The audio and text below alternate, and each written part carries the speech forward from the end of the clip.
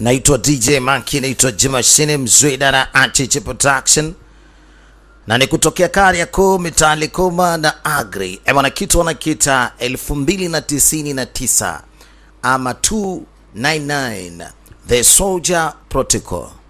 Bwana, kitu inatokea pale Kariakoo, Mitali Koma na Agri, lakini pia inapatikana kule ndani ya pande za Zanzibari baada ya mili ya Kiembe Samaki, lakini mtongo nguvu ambaye anaitwa Mr. James Madividi anayepatikana kule ndani ya pande za Mbeya Kabwe, njia kuelekea Soweto karibu kabisa na benki ya NMB. Bwana, ujamaa yuko tayari kabisa kuleta kitu ya nguvu sana katika mitaa yote ya pale ndani ya pande zile za Kabwe, njia kuelekea Soweto karibu kabisa na benki ya NMB.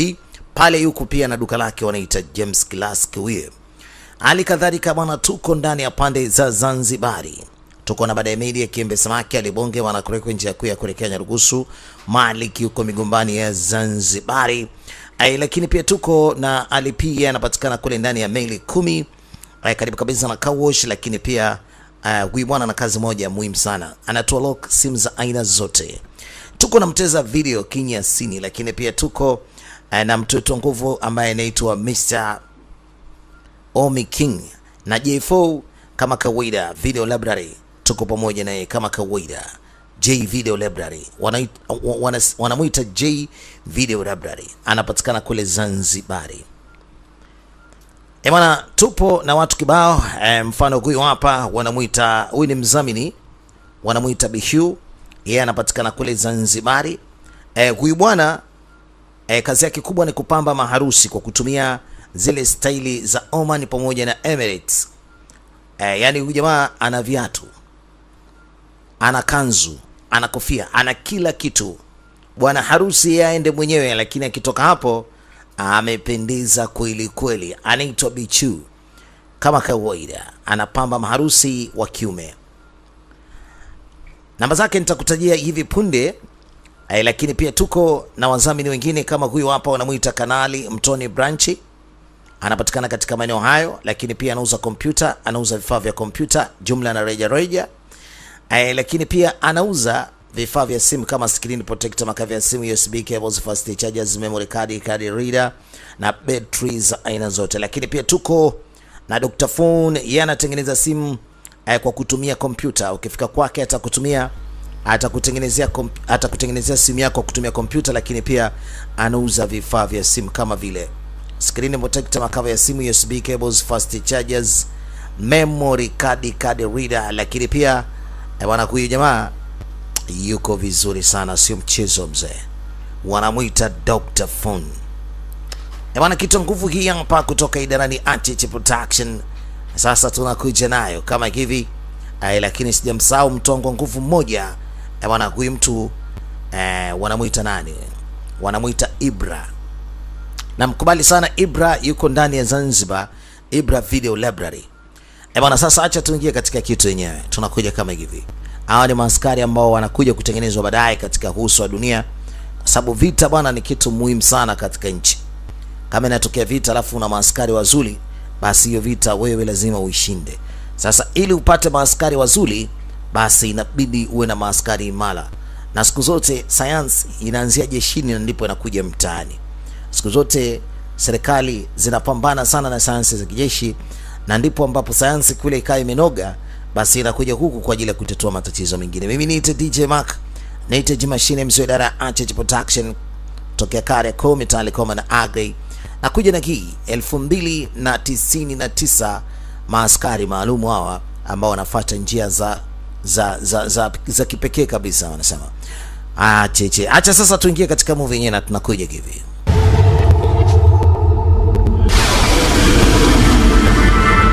Wanaita Falcon Media Group.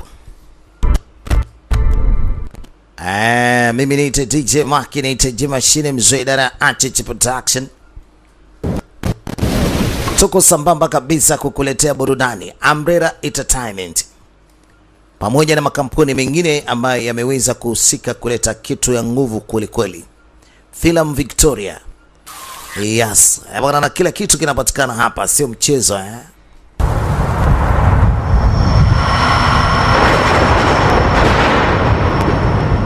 Kampuni ya Sun Jive Production iko sambamba na sisi mwanzo mwisho kukuletea burudani za ukweli kabisa. Haya, tunaendelea na kitu cha nguvu. Sometime in the near future, wakati fulani hivi katika maisha baadaye, mambo yanakuaje? Basi katika dunia yetu sayansi ni kila siku inakuwa. Mwanzo TV tulikuwa hatuna katika maisha yetu. Zamani watu walikuwa wanatumia mapanga kupambana, sasa hivi wanatumia mabomu, bunduki. Simu za mkononi zilikuwa hakuna, sasa simu za mkononi zipo. Sasa upande wa pili tunapata kuona watu wanawaangalia hawa kupitia kompyuta. Bwana anajaribu kuangalia hapa, na mwisho wa pili akafungua subject 20, anamtazama pia na huyu mdada. Wanamuita subject. Subject ni kama kitu ambacho unapaswa kukishughulikia katika daftari, yani somo maalum ama ni jambo ambalo mnapasa kulishughulikia. Kwa hiyo huyu binti amewekwa kwenye subject kwamba huenda alikuwa yupo katika jambo muhimu la kwao, kwa hiyo yupo katika mpangilio wao. Sasa binti amewekwa hapa akiwa anachezea panga na jamaa wako na vishuka vya maana kweli kweli, alafu ana asili za Kichina. Binti anaweka kweli kweli, sio mchezo, anapambana haswa. Bwana, picha yetu inahusiana na masuala endelevu ya sayansi katika swala zima kabisa la kijeshi na jeshini. Kama nilivyokuambia mwanzo, sayansi ni kubwa sana.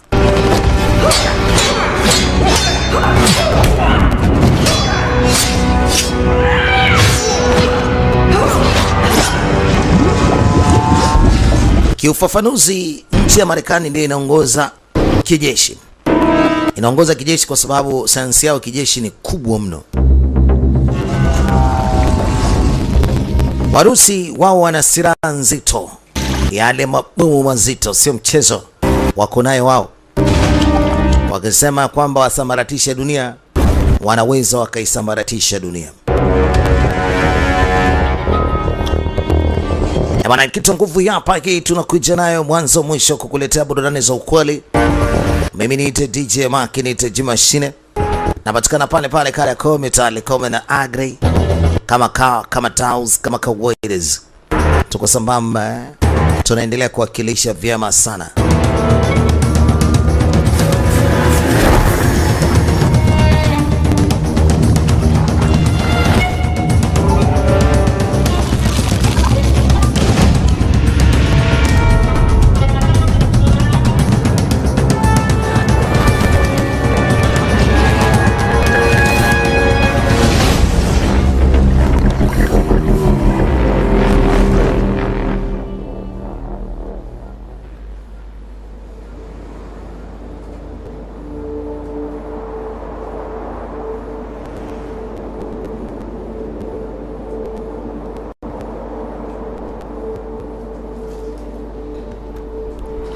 Barabarani kwa sasa kuna gari moja limeandikwa Satoshi Telefare.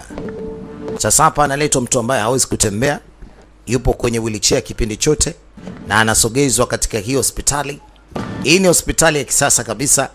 Ni hospitali ambayo ipo nje kidogo ya mji katika sehemu moja hivi. Na hii ni hospitali ya kijeshi. Wanamkaribisha huyu bwana kwa sababu uje wake hapa hospitalini unafahamika. Anaitwa Matthew. Na hayo ndio maisha yake. Aliwahi kuwa mwanajeshi na mwisho wa siku aliwahi kuacha kazi na aliwahi kufungwa huyu bwana kwa sababu ya makosa fulani hivi ambayo ameweza kufanyika. Lakini kwa sasa amekuwa ni kilema baada ya kutokea tatizo kunako gereza. Sasa hivi ameweza kuumia mfupa wa mgongo, wanaita spinal cord. Sasa huu mfupa wa mgongo bwana ukivunjika sehemu yote kuanzia kiunoni, basi miguu itakuwa haiwezi kufanya kazi. Kila itakapokwenda kuvunjika mfupa mmoja kuelekea juu, basi hizo sehemu inakuwa ngumu sana kufanya kazi. Ikivunjika kwenye shingo, basi kata mbua mpaka mikono haitoweza kufanya kazi. Huyu bwana sasa ana matatizo kidogo ya spinal cord, yani uti wa mgongo, ule mfupa wa uti wa mgongo. Nadhani nikisema hivyo wote mnalifahamu hili.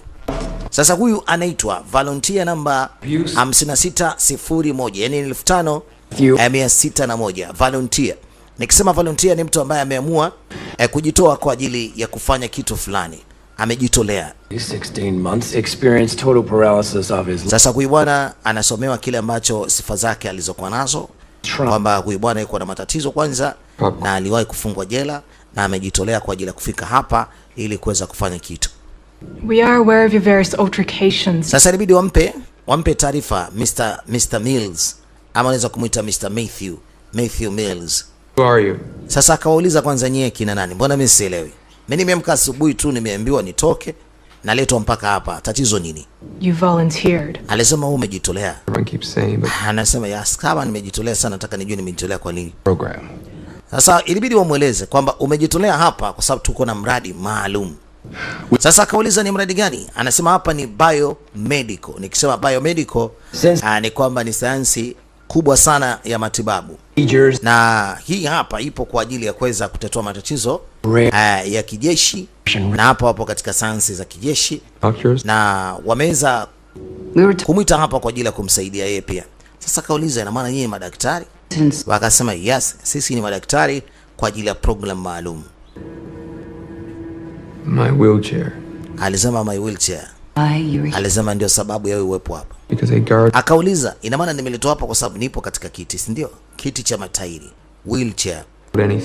Sasa mbona sikuambiwa chochote? You're not interested. Aliambiwa kama huwezi kukubali jua hili, basi unaweza ukasema haya, unaenda, lakini ulishakubaliana kwamba uko tayari kujitolea kwa ajili ya majaribio ya kisayansi ili uweze kutembea. You can make me walk again. Ina maana mnaweza mkanisababisha nitembee tena? More than that. Alisema we can more than that. Tunaweza tukafanya zaidi ya hapo. Here's who would kill to have the opportunity. Na tulikuwa tunahitaji watu wa kujitolea, na wewe mwenyewe ukakubali tokea jela, na ndio sababu ya kukuleta hapa.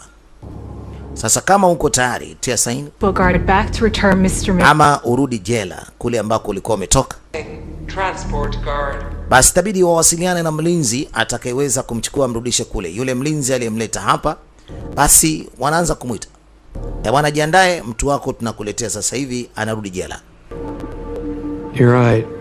Akasema mko sahihi. I forgot. Nilisahau bwana, ni kweli niliamua kujitolea katika hayo matibabu. I remember now. Nakumbuka sasa. Excellent. Basi vizuri. First, cancel the call. Basi acha kupiga simu.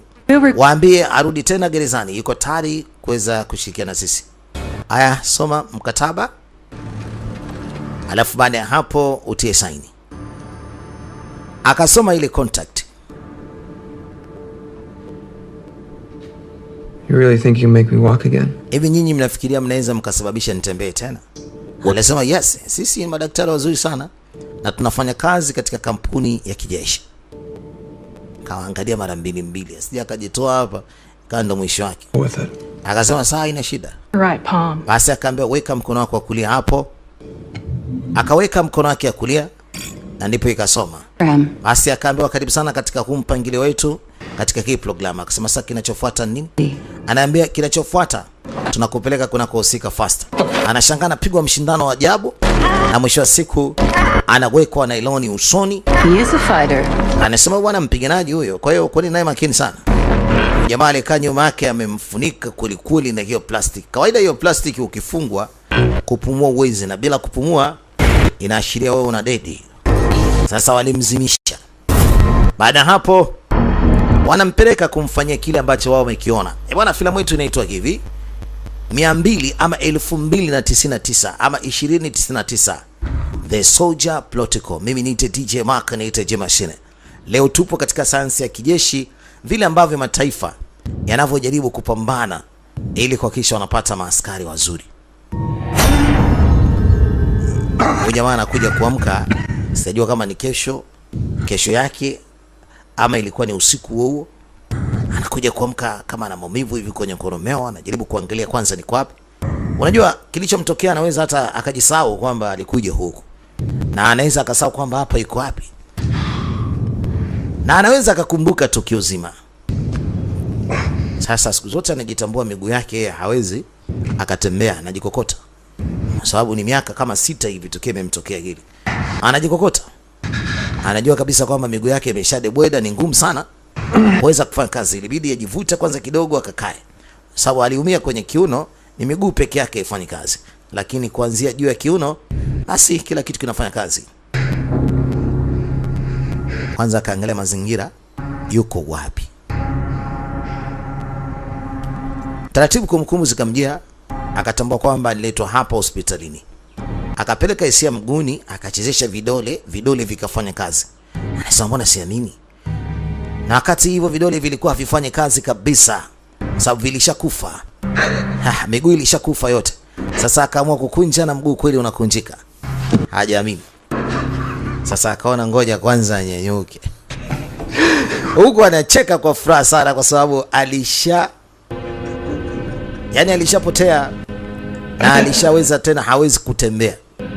Sasa anashangaa na kanyanyuka mwenyewe. Kwa sababu ni muda mrefu hajatembea, kwa hiyo anatembea kama mtoto mdogo, balance yana. Na miguu ilikuwa bado haijachangamka. Alisema it worked. Imefanya kazi. Huu mradi wana umefanya kazi. Amejitolea na kweli mambo imekaa sawa.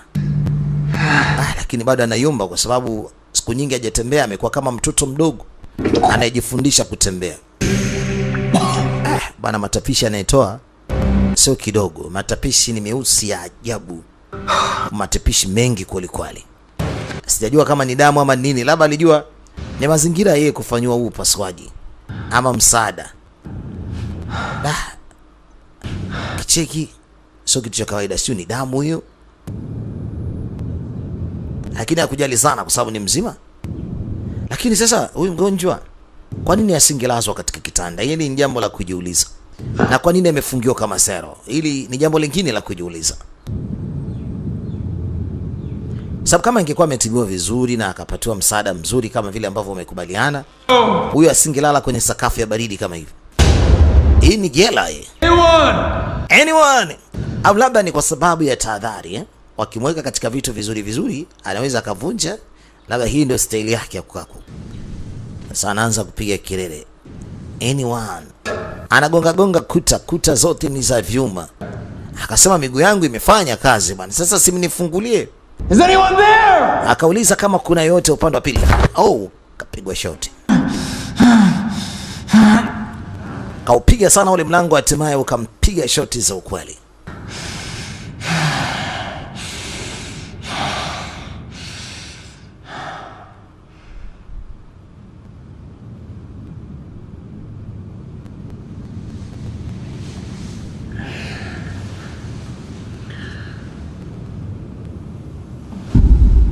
Bwana. Sana kutana msosi bwana, kuamini. Yeye alifakamia kumbe ilikuwa ni nyama mbichi kabisa. Anakula. Mara ghafla binivu kuna mtu alikuja. Chakula alicholetewa ni vipande vitatu vya nyama mbichi. Anayekuja mzee kama Fatum Soja. Yani ni askari lakini amevaa mavazi ambayo yani kwanza hataki pumzi za hapa ndani azivute. Sasa kamuuliza wewe ni nani? I'm mad. Mimi naitwa Matthew. I'm a patient. Mimi ni mgonjwa. Anajitambulisha kwamba ni mgonjwa, yuko hapa.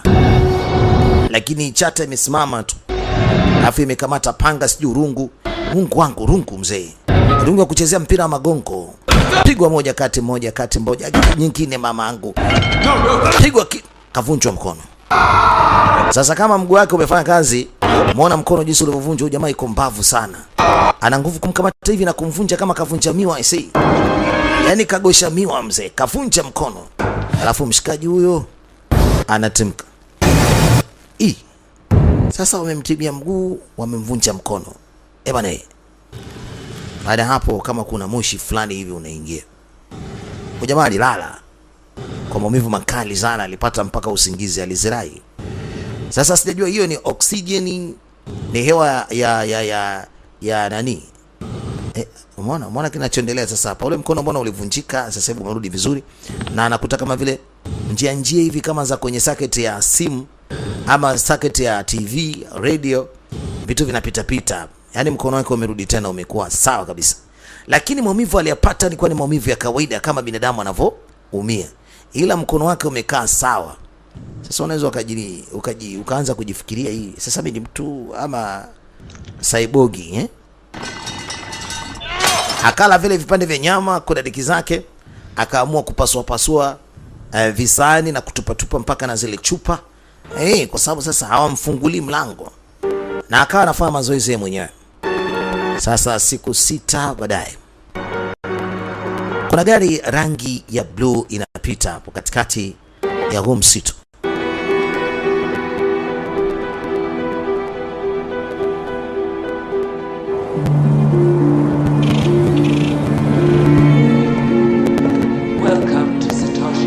Karibu Satoshi Telefair. Hello, Hello, I'm Allison Turner. naitwa Allison Turner. Dr. Allison Turner, umekuja kati mwafaka kabisa, wanakusubiri. Twende kunako lift, ama aelekee mwenyewe kwenye lift. Basi akasogezwa kwenye lift na hatimaye akaingia na akaelekezwa anaelekea ghorofa namba ngapi. Basi alipoingia lift ilimpeleka mpaka katika losheni ile ambayo anapaswa aende, ama loshani, na hatimaye akafika, akakaribishwa, akaambiwa mama, njia ni hii. Anaitwa Dr. Allison Turner, ni daktari, amekuja kule kule. Sasa sijajua na huyu naye anatakiwa kufanya majaribio, lakini leo huyu bwana amekuja hapa Ms. akiwa ni mzima, anatembea. The over. Sasa walimuita Dr. Allison Turner, lakini akasema ningependa mninite MS, yani kwamba ni mwanamke asiyekuwa na mume, yani MS. Rhesus monkeys. Sasa huyu daktari wanamfahamu, ni mtaalamu sana katika masuala ya operesheni, ni mtaalamu kwelikweli katika masuala ya viungo, na certificate yake waliona kwamba ni kubwa, na hatimaye wametamani sana kufanya naye kazi. Kwa hiyo wamemwita kwa ajili ya kufanya nao kazi. Amemwona hapa kuna wito, akataka kujua wito wa design gani, mbona kama akaletwa sehemu ambako haifahamu vizuri, ila alikuwa ameambiwa kwamba kuna majukumu huko anataka kuyafanya. The military. Sasa wakamweleza miaka 7 sasa kampuni yao ya Satoshi inafanya kazi na jeshi. Kwa hiyo wamemwita hapa kwa ajili ya kuweza kushirikiana naye, kwa sababu wameuona uwezo wake. Uwezo wake ni mkubwa sana na anaweza. Dr. Turner, hapa kuna opportunity ambayo itakufanya kwamba wewe uwe ni mtu tofauti kabisa. Opportunity hii ni kwa ajili ya kufanya majukumu. For the monkey effect. Alisema mengi sana kuhusiana na majukumu yake ambayo alikuwa anayafanya, lakini haoni kama kuna tija yote hapa, lakini wanamweleza tia saini. Tia saini, kazi yetu hapa ni nzuri, mshahara wake ni mkubwa, usijali. Wanamwangalia jicho baya, lakini leo mtu hajasimamiwa na yoyote kama alivyokuwa amesimamiwa ule kilema. Huyu ni daktari, akatia saini, lakini kabla kutia saini kwanza anasoma mkataba. Lakini wakamwambia mama, tunataka mkono wako ili utie saini, sio usome tu.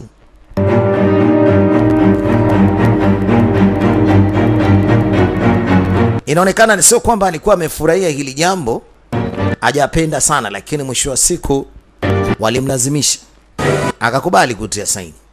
Na sasa anaelekea katika chumba cha ofisi, akaingia tena kwenye lifti. Sasa alitoka katika zile ofisi za yeye kumsajili kazi, na hatimaye lifti inambeba inampeleka katika kitengo kingine ambacho yeye atafanyia kazi muda wote.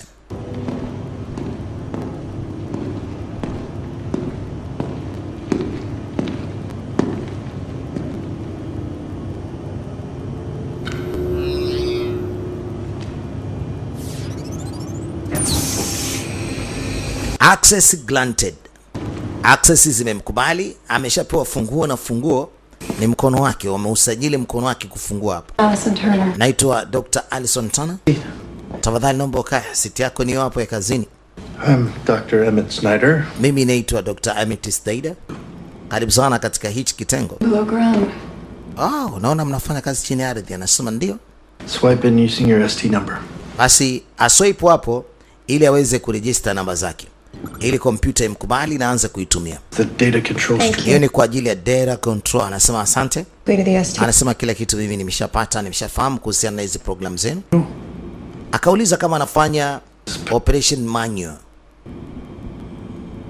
This is subject 2-1. Induction Huyu hapo nayemuona hapo ni subject 2-1. in a cat. Yaani huyu ni subject wa 21. Sasa yule ambaye tulimcheki mwanzo ni subject wa 20. Na ndio maana mwanzo nikasema subject ni jambo ambalo unalifanyia kazi kama somo fulani. Kwa hiyo huyu bwana anafanyiwa kazi hapa, ndio subject. How's that possible? Sasa akauliza inakuwaje? Akaambiwa huyu jamaa ana matatizo kidogo na alikuwa hana uwezo wa kutembea. Mwisho wa siku kaweza kutembea. Sasa akauliza aliwahi kufa? Anasema hapana, hajawahi kufa, ni mzima wa afya. Lakini hebu check kwanza alichofanywa. Alikuwa hana uwezo wa kutembea kwa sababu alikuwa amevunjika uti wa mgongo. Nimesoma karatasi zako. Impressive. Anamwambia amesoma mafaili ya huyu mama, uwezo wake mkubwa sana wa kidokta na science alikuwa nayo. Kwa hiyo jamaa anamsifu sana, anamwambia kwamba uwezo wako ni mkubwa kupitiliza. Nimeona karatasi zako wewe si wa mchezo mchezo Here, uko vizuri. one can't publish. Is that any different to the real world? Kwa hiyo wanachokifanya hapa hakiwezi kuchapishwa mahali yoyote ile, yani kwa maana hakiwezi kuzungumziwa. Kwa hiyo inabidi awe mtu wa siri, asijaribu kusema chochote. If the bots are already Lakini huu ni muda wa sisi kuiokoa dunia visual, juu ya kutengeneza vitu kama hivi. Huyu jamaa kanyanyuka, na nadhani kwamba hii itakuwa ni ile rekodi ya mwanzo. Alikuwa ameongea, He's yelling something. akasema kama amepiga kelele hivi. Ngoja nizidishe sauti. It worked! what's he doing? Anafanya nini huyu? He's celebrating, Doctor. Kama vile anasherehekea daktari. Anajifanya kama juu na kati ameshaona kila kitu. Anasema sidhani ndani ya masaa 48 kama anaweza akasherehekea. Yaani hizo sherehe zake za kusherehekea ndani ya masaa 48 zinakuwa ni tofauti. Sasa bibi kidogo alishangaa. Anamaanisha nini huyu mzee?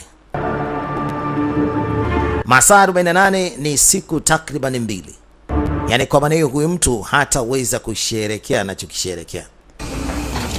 Kwa sababu hapa ni katika ofisi, wanatoka kwa ajili ya kuchukua vyakula, wanatoka kwa ajili ya kwenda chooni, na wanaendelea kuwepo katika hii ofisi, akitoka mmoja na baki ili kuendelea na majukumu ambayo yapo mezani. That's astonishing.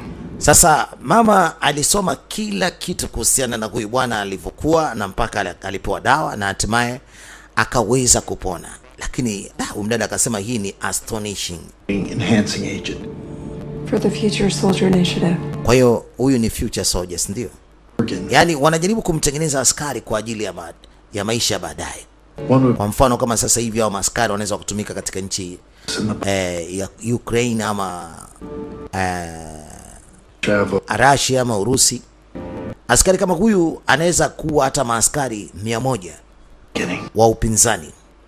Hebu tumsikilize anasemaje. Spindle Control 2. Oya, Speedo Control 2. Proceed with a stage 2. Sasa anakuja kuambiwa kwamba huyu bwana tayari stage namba 2 ameshakomaa. Yaani kiufupi mfupa aliovunjwa aje kuvunjwa tena mwingine. Sababu tayari anaonekana kwamba stage ya 2 ameshakamilika. Sasa dada anashangaa. Huyu mgonjwa anaonekana kupona, anapigwa mikono ya hatari. Anapigwa marungu ya hatari. Sababu za kupigwa hajui. Anakuja kazini kama kawaida yake. Leo amechelewa kidogo. Huyu jamaa amekamata dada yake anapuliza machoni wakati ule mdada ndiye anakuja. Good afternoon, Doctor. Habari za mchana, Doctor. X1 proceed with stage. X1 proceed with stage 4. Kayla. Sasa huyu anamuita Kayla. Wakati ule yule jamaa ambaye anaongoza kompyuta kule amemwita huyu Axel 1. Axel 1 ni yule jamaa anayekuja na marungu kumtandika. Sasa ameambiwa aje kwa ajili ya phase 4. Phase 4 yani maana yake ni hatua ya 4. Sasa jamaa aliona ni heri arudishwe jela kwa sababu hapa anaonekana kama vile ana mateso makali sana. Akao jamaa kila akija anamvunja. Sasa hivi anamvunja tena ule mguu. Cheki alivyomvunja mguu katikati. Kavunja mfupa kabisa. Stronger than steel. Sasa jamaa mfupa wake ulikuwa mgumu kama chuma. Lakini mwisho wa siku ashavunjwa. Thank you, Axel 1. Asante sana Axel 1. Umefanya kazi nzuri sana leo.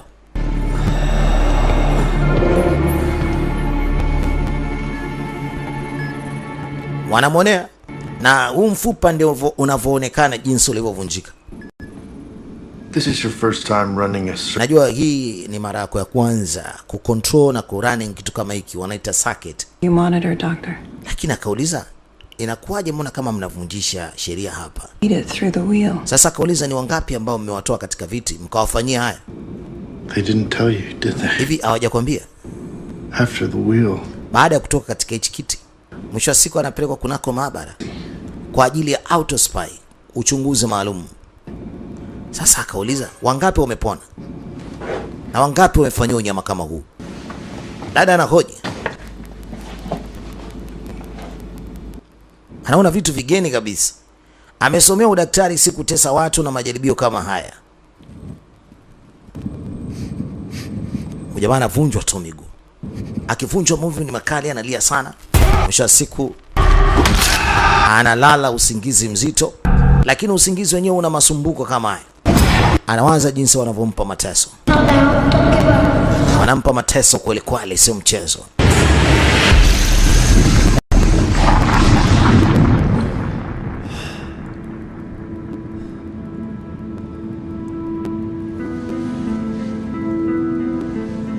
Anamwona Kayla amekuja. Sorry they took me away. Sema mtoto wangu samani, nimekufanya muondoka mbali. Anaona kama anamshika mtoto wake lakini hayupo. Na kwa hili hakuna kitu ambacho kinaweza kutokea. We're gonna get out of here. Tunaondoka hapa. Who's Kayla? Nani Kayla? His tattoo. Nimeona tattoo yake imeandikwa Kayla. Some stripper. Alisema ni some stripper. He's just hallucinating. Yani he's just hallucinating. Yani kama vile ni mtu ambaye anawaza na kuota na vitu ambavyo anavyoviona si vya ukweli. Anaona ni jambo la ukweli linaonekana hapa lakini si la ukweli. Kamwona mtoto wake Kayla, lakini mwisho wa siku sio ukweli. Kaandika Kayla. Kaandika Kayla mtoto wake.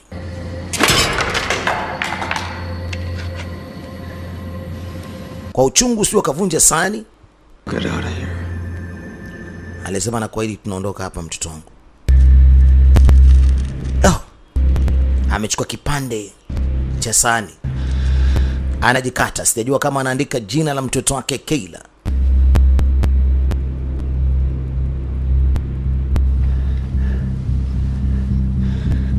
Ameandika K, yani inamaanisha ni Kayla. Ni kifupi cha Kayla.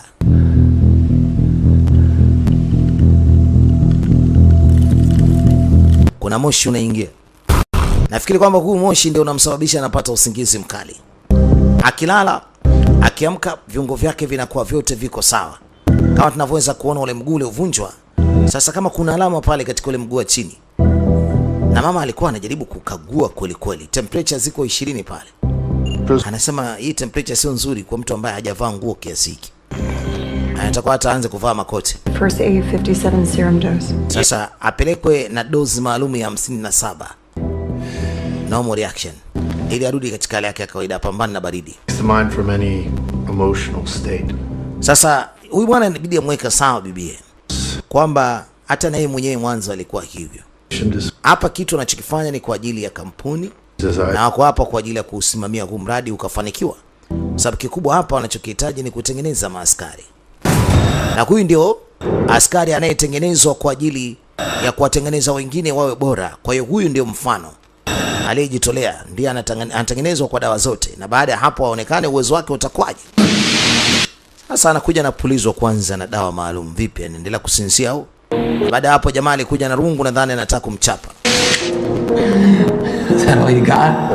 Sasa akauliza, ndivyo mnavyotaka? Ndivyo mnavyotaka kunitesa tu? Jamaa anakuja sasa. Jamaa ndio alikuwa anaondoka kumbe. Mshikaji kaona hapana, leo sikuache. Kila siku mnanidunda. Sasa mimi nataka nikuchape ili nipate nafasi ya kuondoka hapa. Anachezea.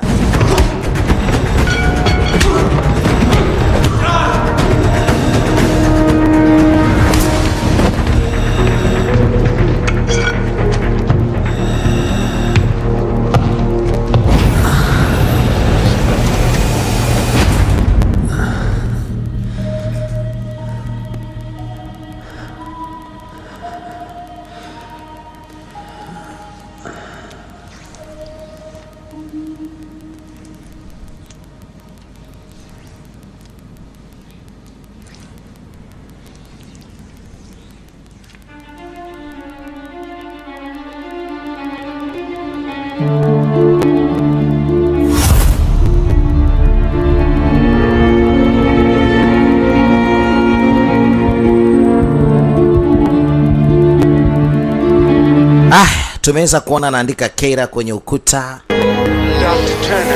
Dr. Turner, 2 minutes late. You are 2 minutes late. Amechelewa leo siku 2. Dakika 2, sio siku 2.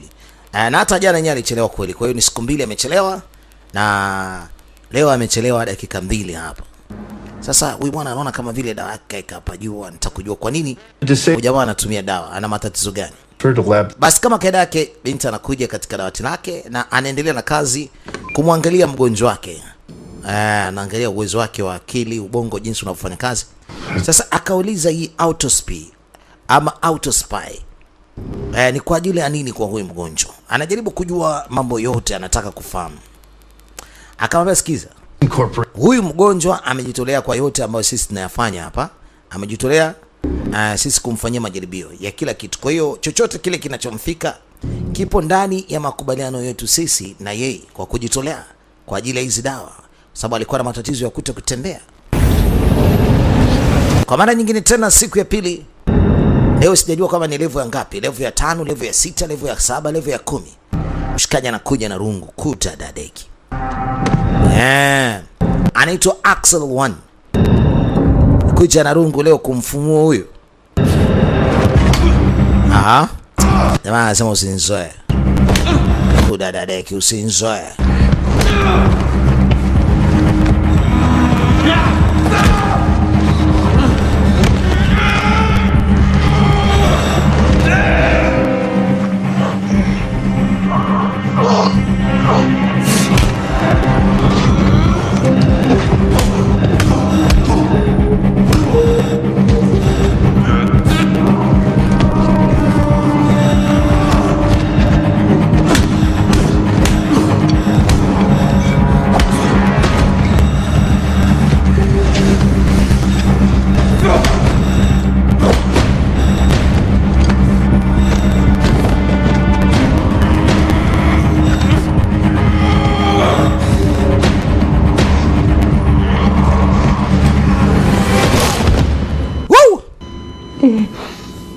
Axel 1 kafa. Axel 1's dead. Axel 1 is dead. We just lost a researcher assistant. That's all. Tumempoteza mtu ambaye alikuwa ni mmoja kati ya researcher wa huu mradi ama huu uchunguzi ambao tunaofanya. Ndio hivyo. Sasa anataka kusikiliza kile ambacho kinazungumzwa. He's got Axel 1's comms. Amechukua mawasiliano ya Axel 1. Anataka kusikiliza kile ambacho kinasikika na anataka kuzungumza nini wewe. Kaongeza sauti bibie. Na mwisho wa siku mlango kwa sababu ulikuwa bado hujafungwa, mshikaji anatoka. Huyu msela kumbuka kwamba alikuwa ni askari na alikuwa ni mwanamichezo pia. Yaani alikuwa ni mtaalamu, alikuwa yuko vizuri. Sasa mwisho wa siku anatoka. Sasa bwana ilibidi ya ripoti kwa wengine kwamba huyu mchunguzi ambao anaendelea kumchunguza hapo, mgonjwa huyo, ametoka. Sasa wanafunga milango yote, wanaacha baadhi ya milango apite, na huko mbele wamemwekea maaskari wengi ili asifanikiwe kutoka.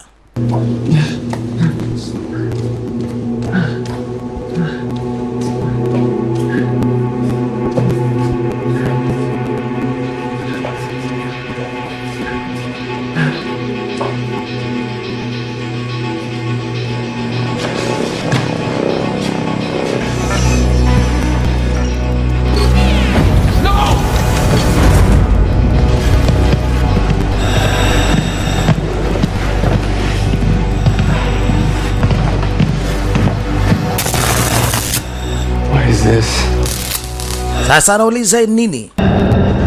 Na anataka kujua ni akina nani.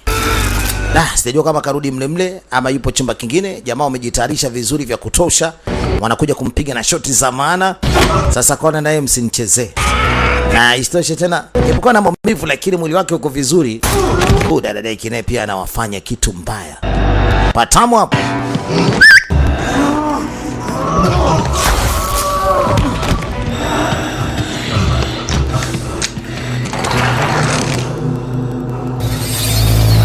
Kaikuwa bomu. Likampasukia hatari. Bibi anaona mpaka anashtuka.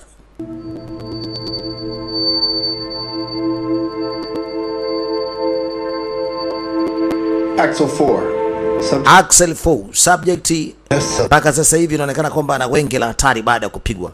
Maaskari wengine wanaingia ndani zaidi ili kuweza kumshughulikia huyu askari anayetengenezwa.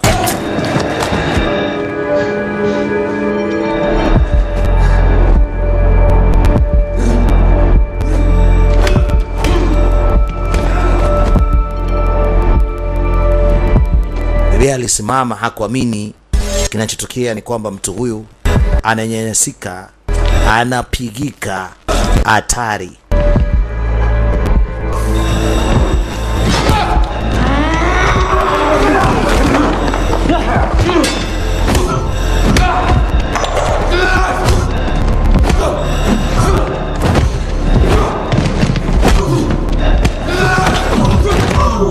Is this usual, Doctor? Maana hii ni kitu cha kawaida Dokta. Across the room like a rag doll. Yaani mpaka kupigana na watu wote hawa mpaka wamuue. Eti kuna ulazima gani kumuua labda?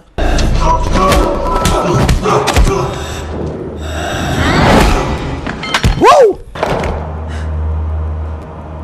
Code 41, commence retrieval operation. I'm not fucking animal. Anajaribu kusema kwamba yeye sio mnyama. Yeye si animal. I've commenced retrieval now. Yes, Doctor. Sasa wanamtupia mabomu baada ya kuona mara ya kwanza wamemshindwa. Sasa anapigwa mabomu pande zote baada ya kuona wamemshindwa, na yeye anasema sio mnyama.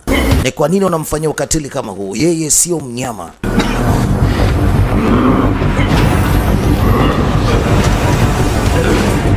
Wana timu inakuja kibabe sana. Sio mchezo mzee. Woo! Wanachukua wenzao ambao ni majeruhi, na ndio maana wamevaa zile maski. Kuna kitu kinamdondoka huyu jamaa. Sijajua kama ni kilibwana cha mawasiliano ama nini. Anajitetea mwanaume. Woo!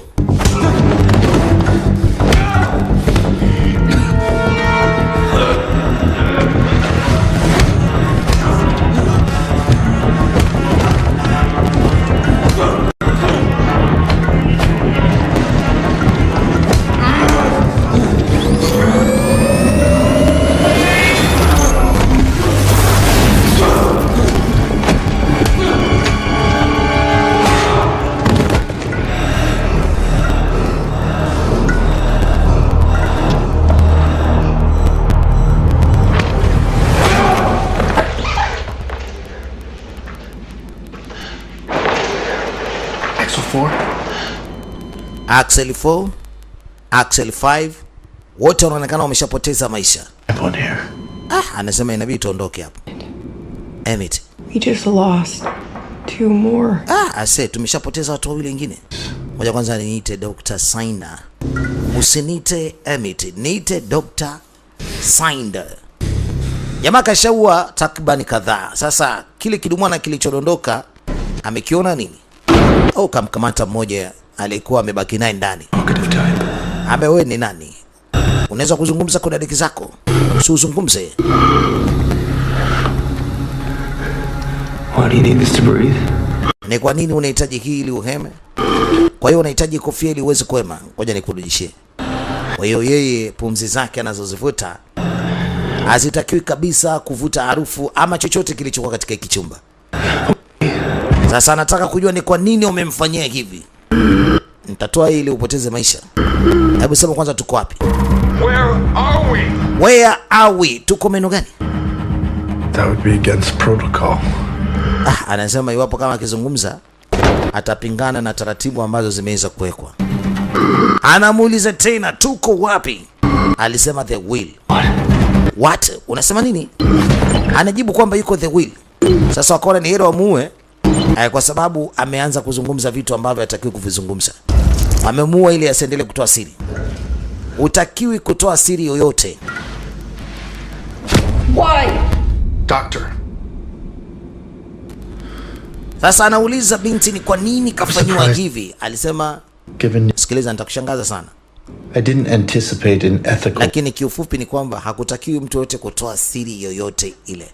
Tunafahamu ulikuwa ni mtaalamu sana wa sayansi na hii na ile, na ndio maana tukahitaji uwezo wako tuje kufanyia kazi hapa na utusaidie katika 1 na 2. How long you been taking it?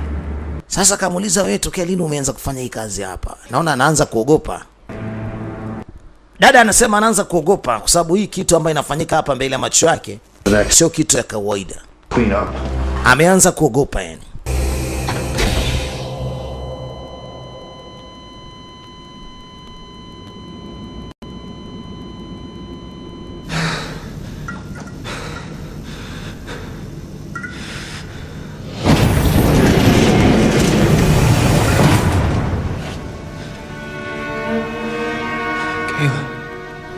Kayla. Mlango umefunguka, namuona kama Kayla anakuja. Sasa hiyo ndio tunasema hallucinating. Wait. Subiri. Kayla? Kim. Kayla. Anaona kama kuna mtu lakini hayupo mtu. Na anamfuata huyo Kayla, anatoka nje, mlango ulikuwa wazi. Anamtafuta Kayla lakini anajikuta anazunguka sehemu hiyo hiyo moja, hamna mlango mwingine. Ila anamuona Kayla huyo hapa, mtoto wake. Mtoto akaingia ndani, anamfuata huko huko. Sasa sijajua hichi kitu. Na kusudi kabisa wanamzuga, alafu akiingia katika chumba wanafunga mlango. Umeona mlango unafungwa. Yaani kama vile wanamuotesha kitu hivi na anakiona hicho kitu, baada ya hapo anaingia katika vyumba hiyo ambako kamaona mtoto wake kaingia, alafu anamfungia humo. Alama za kwenye mkono zinafutika. Alama za kwenye mkono, aliumia vibaya mno mpaka na damu zilimtoka, lakini zinafutika. He's hallucinating. Anasema bado mtu anaendelea kuota, yani hallucinating. Anaendelea kuota mtu huyu. Sorry about before. Alisema samani kama mwanzo nilivyokuwa na kuuliza maswali mengi, kwa sababu nilikuwa nimevuka mipaka, yani out of line. Alikuwa amevuka mipaka ya maswali ambayo alikuwa anauliza. Kwa hiyo anasema samani sana kwa hilo. Nilikuwa sijui nini nafanya, lakini sasa ameshaanza kujua. Ina maana yupo katika hivi vyumba kama 4 hapa, anaendelea kurandaranda bila mwenyewe kujua. Sasa ajui njia ya kutokea ni ipi, na wale watu wanatokea wapi, anajaribu kutafuta hizo njia, hazioni. Ila anajikuta anatoka chumba kimoja anaelekea chumba kingine, anafungiwa. Na muda unapofika wale washikaji wanakuja, wanamfumua kweli kweli, sio mchezo. Lakini yeye anapambana kweli kweli. Nafikiri ndio wanaendelea kumwandaa ili atakapotoka hapo basi awe askari kweli kweli. Na pindi hizi program kama zikifaa, nafikiri zitatumika kwa ajili ya maaskari wengine. Bado anaendelea kuota, hallucinating.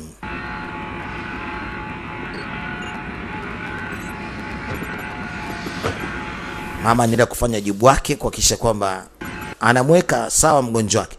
Jamaa anasema ngoja kwanza nitoke, nende nikachukue dawa.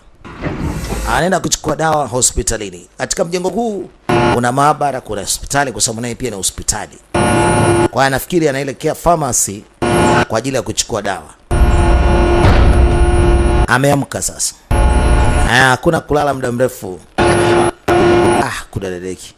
Sasa akajua kwamba kuchomoka hapa inakuwa ni ngumu. Sasa apige hesabu achomoke vipi.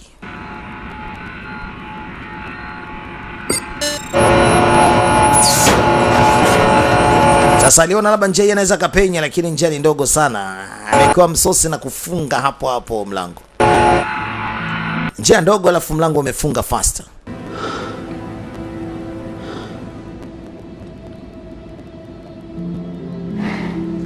Bibi anamwonea huruma sana huyu jamaa.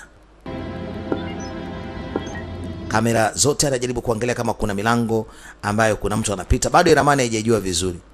Sasa anaingia kwenye kompyuta ya ule jamaa, anaandika Kayla. Ana search. Dokumenti hajapata hata moja. Anataka kujua huyo Kayla ni nani wake, yuko wapi, kwa sababu anasikia tu anamuita Kayla. Sasa anamtafuta Kayla na majibu anayokuja ni hayo hapo. Kayla Matthew. Anajaribu kuangalia kumbukumbu za Kayla. Jamaa anakuja huyo. Sasa inabidi atoe katika ukurasa ule mshikaji, afu akarudi kwake, akazuga kama sio yeye. Akatoa zile kamera zote ili asionekane, akarudisha sauti. Jamaa ndio ametoka pharmacy, amemletea na kuibwana. Si msosi huo. Mayai, anakula mayai mabichi. Sio mabichi ya kuchemsha. Sasa bibi anataka kumjua Kayla ambaye yeye huyu bwana anamuona Kayla wake, lakini wao hawamuoni. Sasa anataka kumjua huyo Kayla sura yake ikoje. Yes, jamaa iko vizuri. Cheche.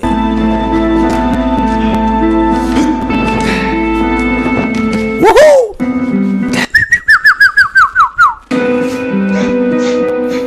I think we're ready to move on. We enhance subject 2-1 and bring a subject from another. Time to proceed with phase 6. Relocating subject. Sasa wamepata kusema sasa hivi wapo kwenye level 6 na spinal za huyu mtu zinaonekana ziko vizuri sana. Nikisema spinal na maanisha uti wa mgongo.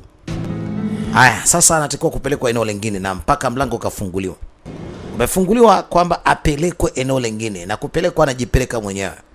Yeye anatafuta jinsi ya kutoroka lakini mwisho wa siku ni kwamba hizo njia wanazomfungulia ni njia za kwenda kukutana na wazee wa kazi.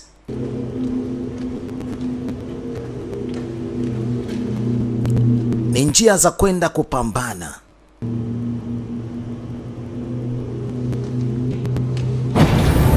Oho, kaingia huku, mlango unafungwa na mara anakuja mtu, alafu akimcheki mbona kama ana dalili kwamba huyu ni dem. Who are you supposed to be? Sasa akamuuliza utakuwa nani wewe? Sasa mwanzo alikuwa anakuja na mapanga si marungu, lakini sasa wanakuja na mapanga ya kininja. Jamaa akasema basi hamna shida. Poa. Ngoja mimi nipambane tu. Hamna noma, si mmetaka. Si mnalianzisha.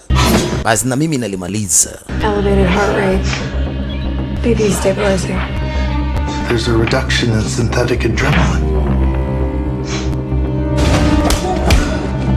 Chapa mikono na bibi anamlamba.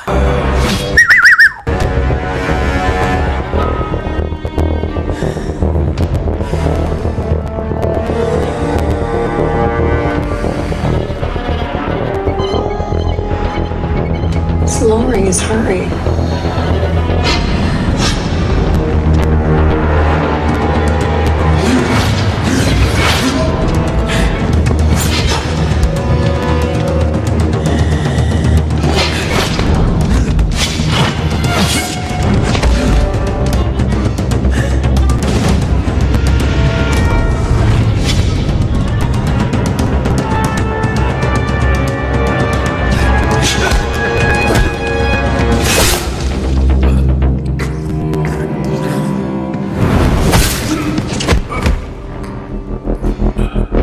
Naam.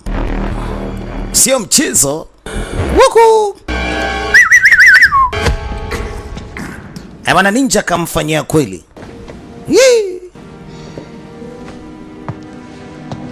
Ninja kamchapa kweli kweli. Cheki ameshindilia sio mchezo. Jamaa leo kakutana na kitu. Leo kakutana na mashine.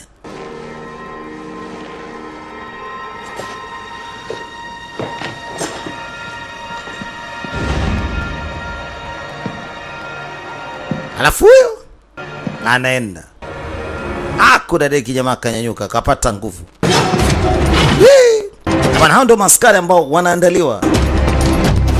Au mwanamke sidhani kama ataachwa sasa.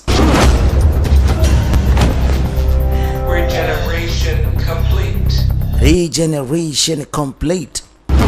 Chiki anavofungwa. Yaani anakuwa kama vile regeneration. Yaani ni kizazi ambacho hakijawahi kuwepo duniani na ndio kimetengenezwa. Inakuja kikiwa kina uwezo wa ajabu sana.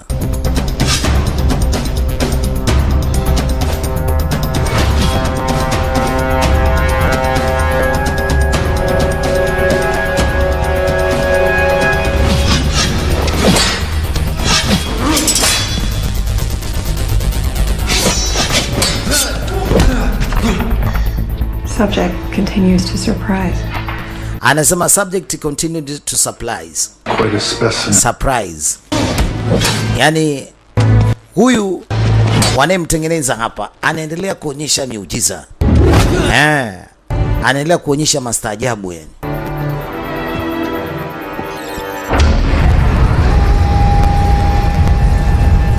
Sasa kumbe hivi vyumba bwana vina uwezo wa kubonyea kwa chini.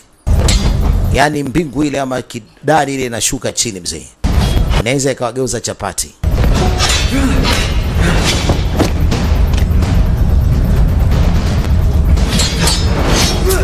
Dari inashuka chini. Woo! Ni hatari sana.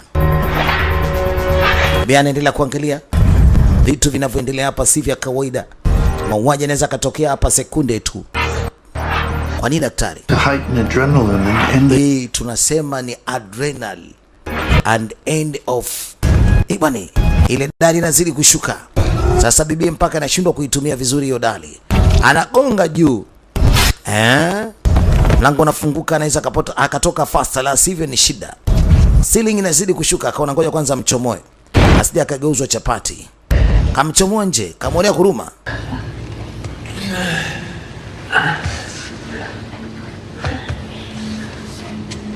Amemtoboa na panga, hakutaka kumua moja kwa moja, na ndio maana hata amemtoa, hakutaka kumwacha ndani, anamwonea huruma. Lakini kazidiwa. Mapigo ya moyo yanasikika kwa mbali sana. Akachoma kofia Element, akaja gundua ni mtoto wa kike mmoja mzuri sana. Sasa anauliza, nini tena? Mbona mtoto wa kike tena isi? Mwanzo alikuwa kama anakisia, lakini kumbe ni kweli ni mtoto wa kike. Hii ilimshtua kidogo.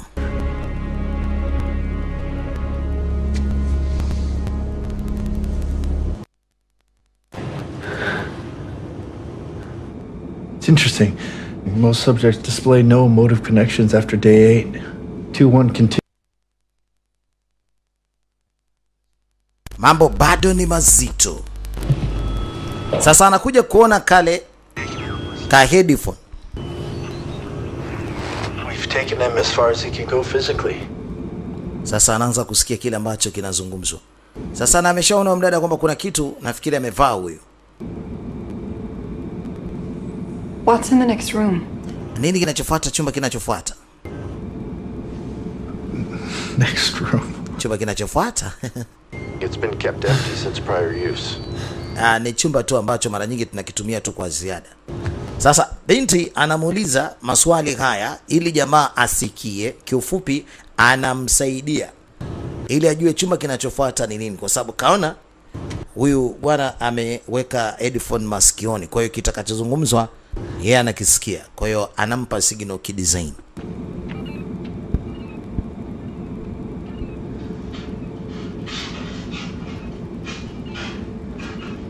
Anaonekana huyo anatembea.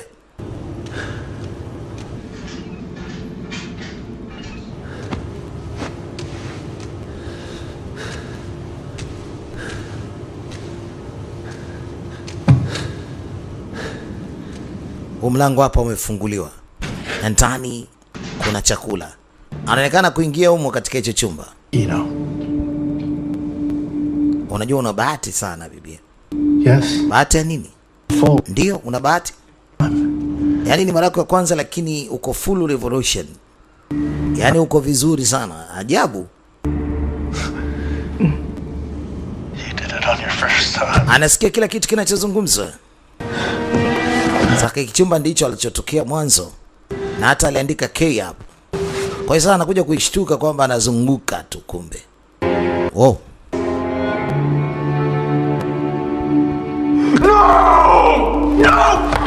Yaani jua anaingia katika vyumba tofauti tofauti na anaweza akatokea nje kabisa, lakini kumbe anakuja kugundua anazunguka na kurudi katika vyumba vile vile. Alilia sana. Kwa hiyo swala la kutoka hapa sio swala la leo kesho wala kishukutwa. Sio swala dogo.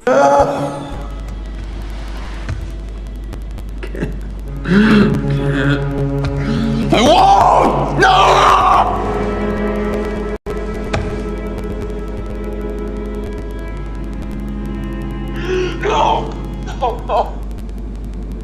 Spinal control 2. Subject. Spinal control 2. Subject 21. Saketi yake ama mzunguko wake umekamilika. Proceed with autopsy. Kwa hiyo proceed autopsy. Kwa hiyo sasa taratibu ziendelee nyingine za kwenda kumpima pima yani. Understand?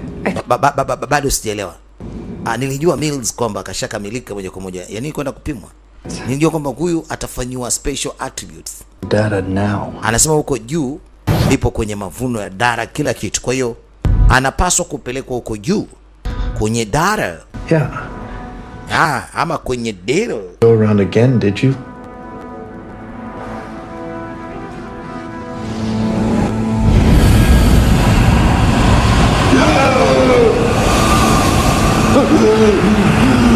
Hapa kuna upepo mkali sana unatoka, sijui unaingia. Doctor, you're draining the room of oxygen. Protocol. Doctor, naona kama vile oxygen inaisha hapo. Na huyu mtu anaweza kazimia. Especially when it comes to sectioning the cerebrum.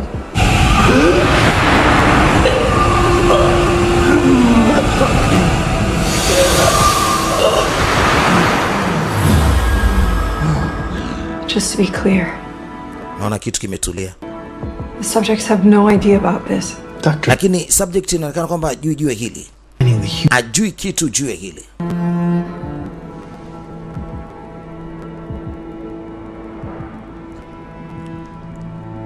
Kile kilibwana kimemtoka sikioni, kwa hawezi kusikia chochote kinachozungumzwa upande wa pili, na anamsoma huyu mgonjwa, kwa sababu mwanzo alikuwa anamsaidia kujua kinachoendelea.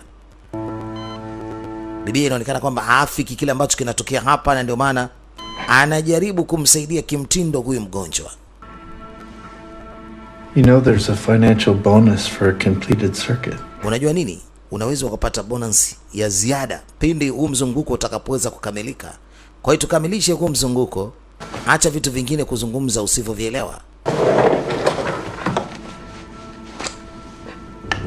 It helps.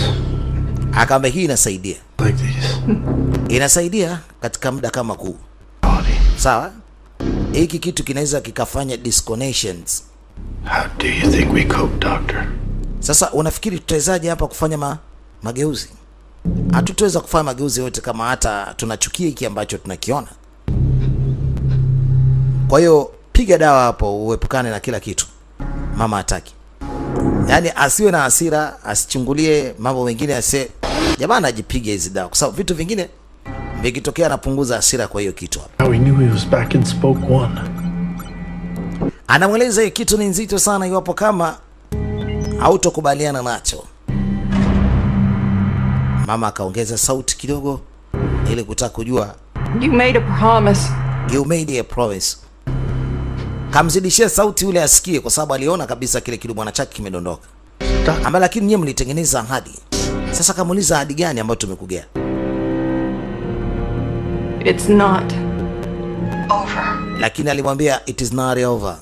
Anampa ujumbe huyu bwana.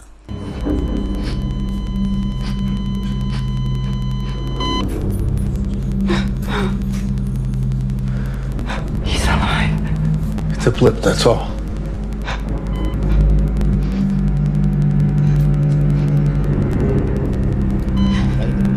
He must have learned to control his xenomartial node.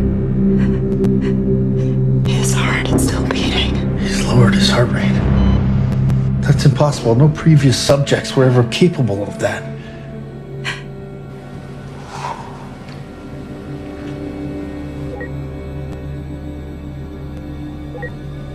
Changes nothing.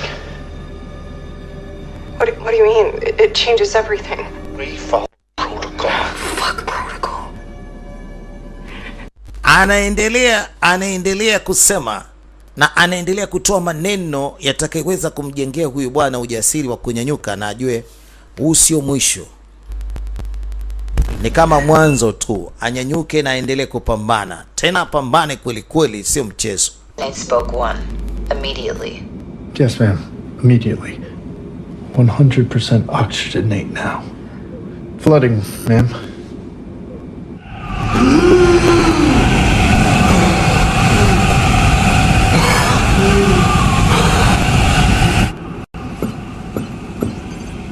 Doctor, immediately.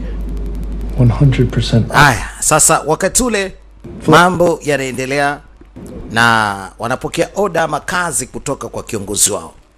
Mshikaji anaamka sasa. Kuna kitu ameambiwa wafanye. Sasa mshikaji anaamka. Dr. Turner? Dr. Turner? Dr. Turner. Dr. Turner. One moment, please. Dakika moja kidogo. Yes, ma'am. Ndio mama. Right on track, Dr. Turner. You are right on track, doctor. Akaambiwa kwamba uko sawa, unaendelea vizuri, hamna shida, tumekuona unaendelea kufanya kazi yako vizuri. Basi hakuna shaka. Basi naye anasema hamna tatizo. Head of the entire project. Lakini nikwambie kitu, yeye ndio kiongozi wa mradi mzima. Ukimkorofisha mama ni shida. Ongea naye vizuri, usije ukamkorofisha huyo mama. Iris, search Kayla. Iris, hebu msachi nani? Sasa anaomba umtambo umsachi Kayla Mills, mtoto huyu bwana. Anaomba mtambo umsachi huyo mtoto ili ajulikane yuko wapi. Toxin-induced demobilization. Starting blood analysis. Sleeping Beauty awakens. Naona umelala sasa umeamka.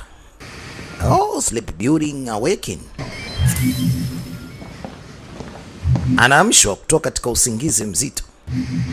Sasa sijaelewa hapa kama anaota ama amesinzia na akaletwa hapa kwa ajili ya kuweza kurekebishwa kitu.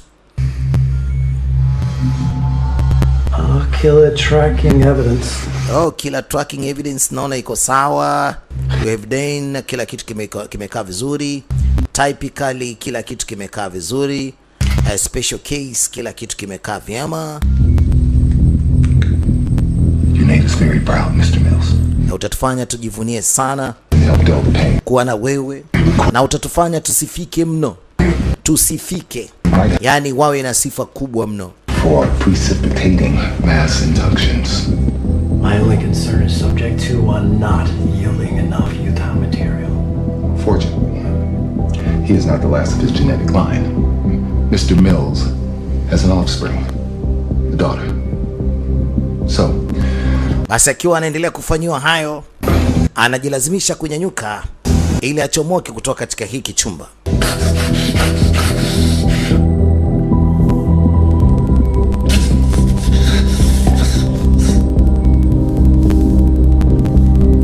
Analazimisha achomoke.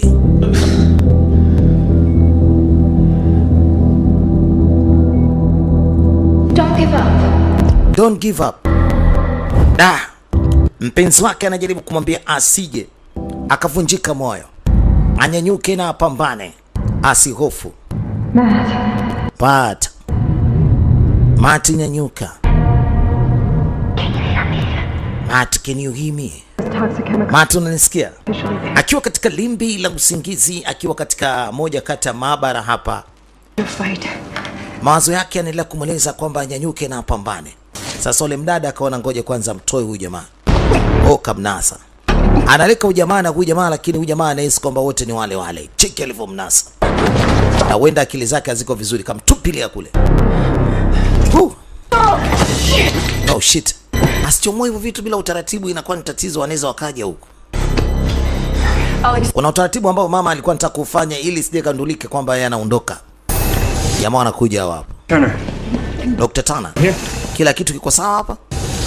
Maki wameona kuna signal ambazo sio sawa. Under control. Alisema kila kitu nimekiweka sawa. Trapped. Sasa mbona huyu jamaa akanyanyuka hapa? Inakwaje? Well, don't just stand there. Subdue the subject.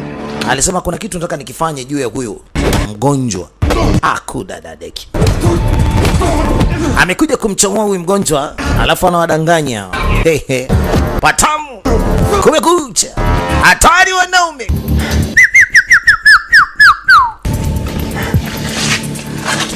Who are you? Wewe ni nani? Allison Turner. Naitwa Allison Turner. Doctor. Naitwa Dr. Allison Turner. Jamaa bado nguvu za kutosha hana. Sasa akasema kwa nini unanisaidia? I know that you're wrongly imprisoned. Alisema anajua kwamba umeingia kule jela kimakosa. Na nimeona kwamba umeonewa sana. Na kwa nini wamekuchukua wamekuleta katika huu mradi bila ya idhini yako? Na wamekudanganya kwa ajili ya kukutibia na kuacha uende. Lakini mwisho wa siku unakuwa ni mtona wao wa majaribio. Your voice. Mbona kama sauti yako ilikuwa inanielekeza kule kwenye simu? Sauti yako ilikuwa inanielekeza kwenye headphone. Alisema ni mimi, nilikuwa katika chumba cha control. Nikawa nakusaidia kidesign uchomoke.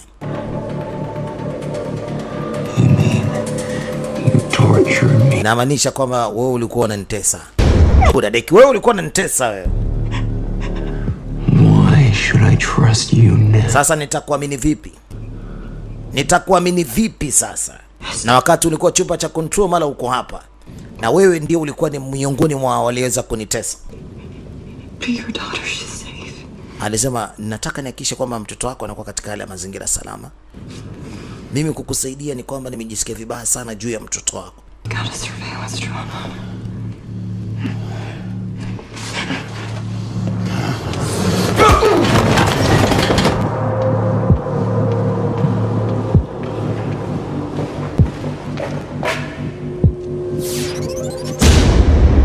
You'll never make it.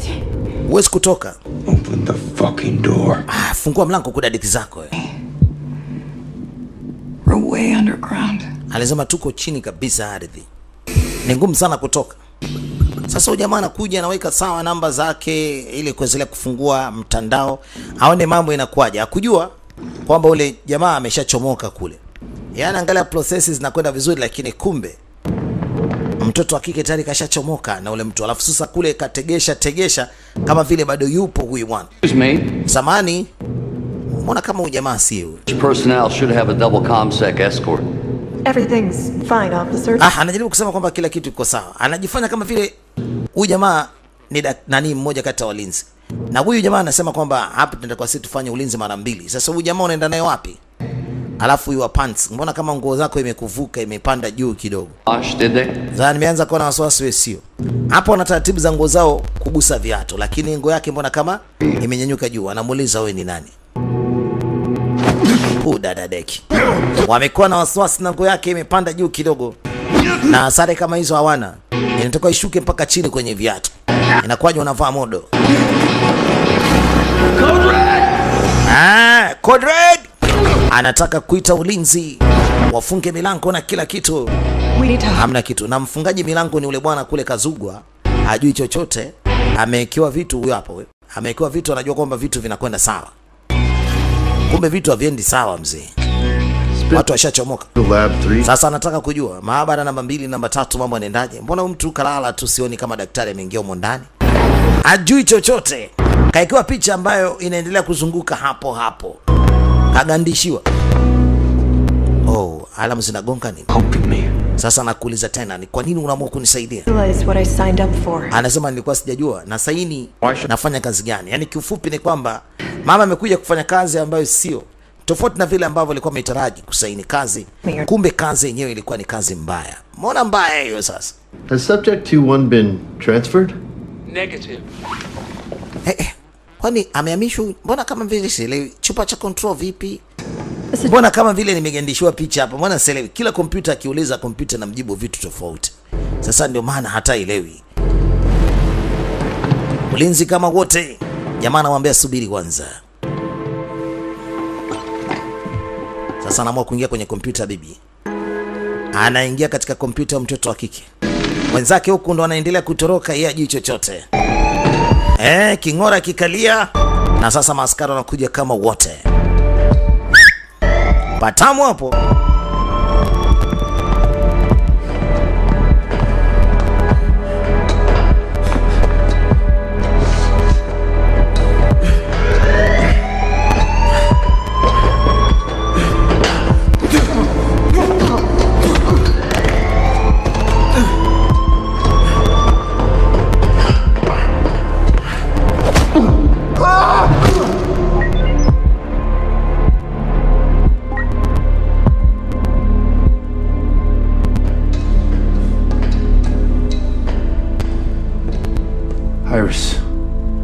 Iris. Locate Dr. Turner. Ebu mloketi Dr. Tang. Wamtafute Dr. Tana. Anazungumza na kompyuta. Atafutwe Dr. Tana haraka sana. Wanaamua kutumia zile ngazi za dharura.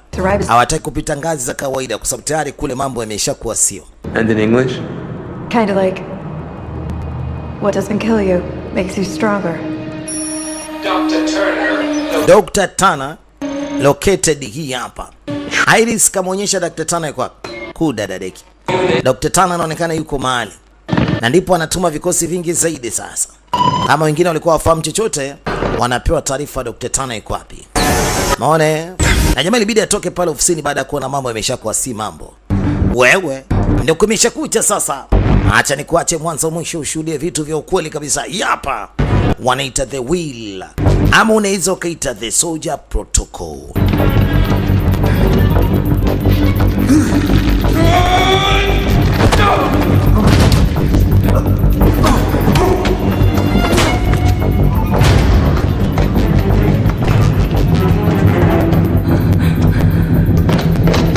We gotta go back down. Bana, sasa sisi tunarudi chini. Ni bora warudi chini kwa sababu kujua kuendeki. Ndio walikuwa wanataka kutoka huko chini wapande juu. Lakini ndio kuendeki sasa. Wanakamata kamba. Jamaa wanaangalia hao wanaenda wapi. Wenzao wanashuka chini. Na wao inabidi wao pia washuke.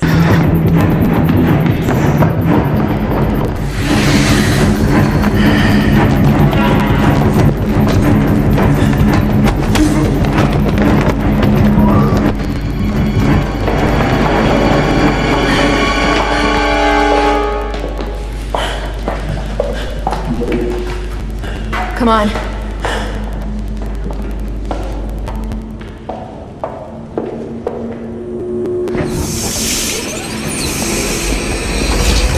Dr. Turner. Dr. Turner. Stealing the subject. Yaani wewe bado upo na huyu kiumbe. What? Ni kwa nini uko na subject? Step away from the research. Hebu kaa mbali kwanza na huyo research wetu material. Search material? Anamuita research material. Not a person. Anasema huyu ni mtu, sio research material. Na huyo jamaa akasema is not a person. Huyo sio mtu. Maybe you didn't read the fine. Huyo ni research material, kudadeki kaa mbali na yeye. Did you, Allison? Unajua nimekuchagua wewe kwa sababu wewe unaweza kutufaa hapa. Lakini mwisho wa siku unatugeuka. Unafikiri ni kufanye nini sasa? Sasa ni kufyekele mbali tu. Kayla is... Alisema nimeshamfahamu Kayla ni nani. My daughter. My daughter. Ni binti yangu. Wewe ulimdanganya wewe. You.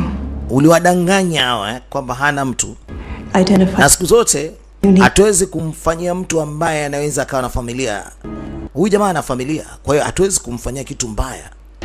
Kwa sababu kuna mtu anamtegemea. Kuna insurance yote ambayo tumempa huyo? Hakuna. Ndio sababu ambayo mimi nimeamua kumsaidia. They arranged this paralysis.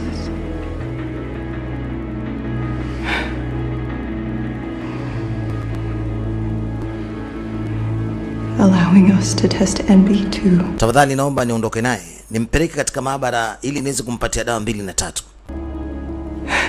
La sivyo atakuja kuwa kilema tena huyu. They didn't lie to me. Hawajanidanganya. Identified him. Mimi huyu jamaa namfahamu vizuri. I select all. Mimi mwenyewe nimemchagua huyu na mimi ndiye ninayechagua watu ambao wanaleta hapa kwa ajili ya kupima. Specimen. Yes. Huyu sasa tunamtaka kwa sababu ni kwamba ni specimen. Kwa dakika zake kawaida faster. Japokuwa amepigwa shot ile kamnasa. Japokuwa amepigwa shot kwa sababu jamaa alikuwa na bunduki ya shot lakini kanaswa mzee.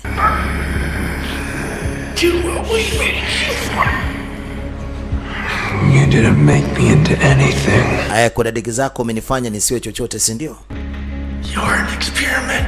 Sasa acha nikutua ngina nikumalizie mbali. Lakini akamwambia wewe ni majaribio yetu. Avunjwa shingo huko. Majaribio ndio nini? Oh, bibi kumbe kapigwa. Ile kitu imempata bibi huko. Mshikaji kumbe alikwepa. Maskini ya Mungu, binti anakufa.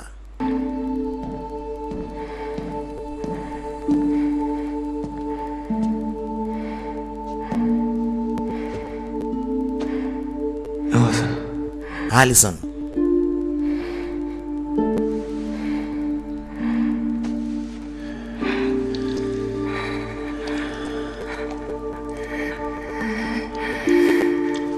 Ana maumivu makali sana. Tayari ameshapigwa. Nenda. Wewe nenda bana.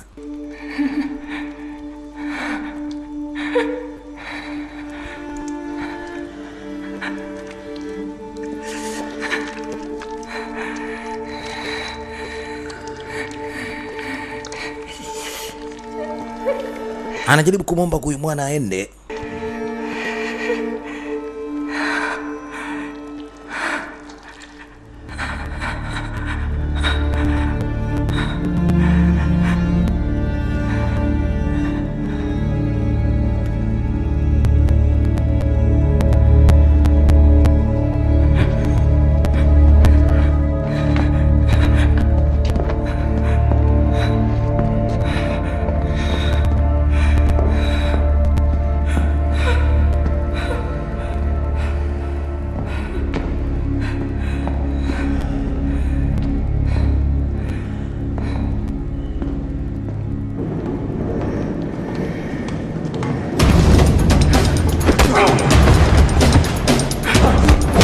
Ndio kumesha kucha sasa, kumenoga. Hatari sana. Ajiji.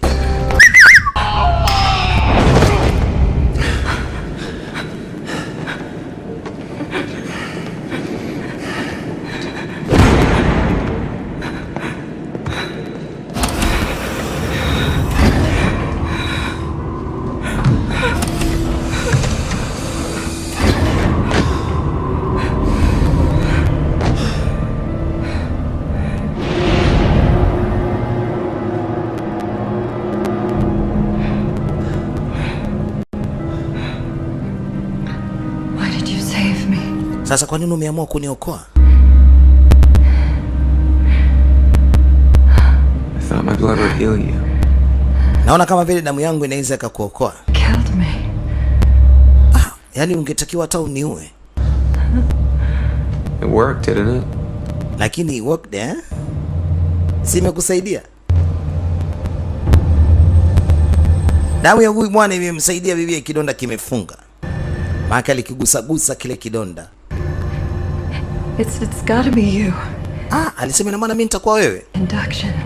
Lakini nadhani itakuwa ni kitu ambacho ni kizuri, sio mbaya. Itakuwa niko vizuri sasa. They've spent years, millions of dollars trying to find the right phenotype. It's you. Mama alishukuru akasema sio mbaya kama nikiwa nafanania na wewe. Sio mbaya. Sasa kilichobaki ni kuondoka. Sasa kwa mapokezi. Dr. Turner, Mr. Mills. Dr. Turner, Mr. Mills. Asanteni, tutaweza kuona tena. Lakini hawa watu wanatarajia kwamba iko siku mtarudi hapa. Come on, Matt. Tuondoke, anatuchanganya tu huyu. Forget about them. Tena tuwasahau kabisa. Forget about them. Tuondoke. Kwa nini unasema iko siku tutarudi tena? Na maana unanipeleka wapi? Questions will be answered if you'll proceed into the elevator. Do you require assistance, Mr. Mills? No. Matt. Anakuchanganya huyu. If they already have her. They don't. Hawataweza kukufanyia kitu kingine kama tukiondoka hapa. Institution. Najua hali unaipitia hapa. Tufanye mpango tuondoke. Niamini. All of your questions will be answered, Mr. Mills. Alimwambia majibu yako yote yatajibiwa. Kwa hiyo wewe tufanye mpango tu wa kubaki hapa, usiondoke mahali yote. Anawaeleza asiondoke. Akiondoka majibu atayakosa. Lakini akagairi kama kuondoka.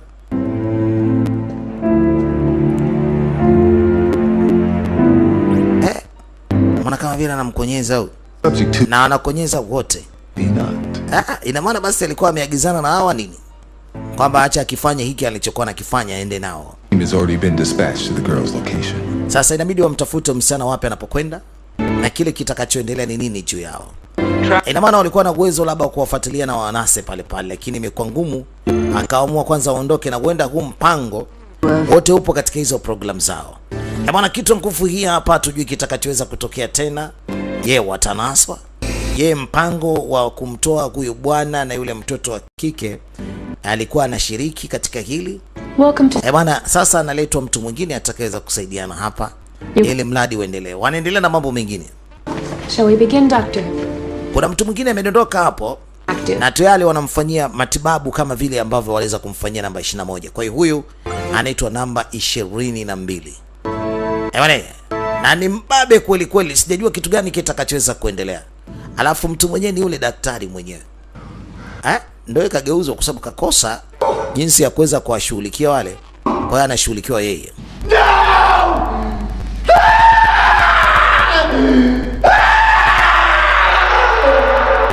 Amini alipoweza kuyaona yote mpaka changanyikiwa. Ina maana na yeye pia amekuwa ni subject. Bala. I'm ready to do it, I can't be afraid now. Put me on the stage now. I'm ready to rage now. I feel like an animal stuck in a cage.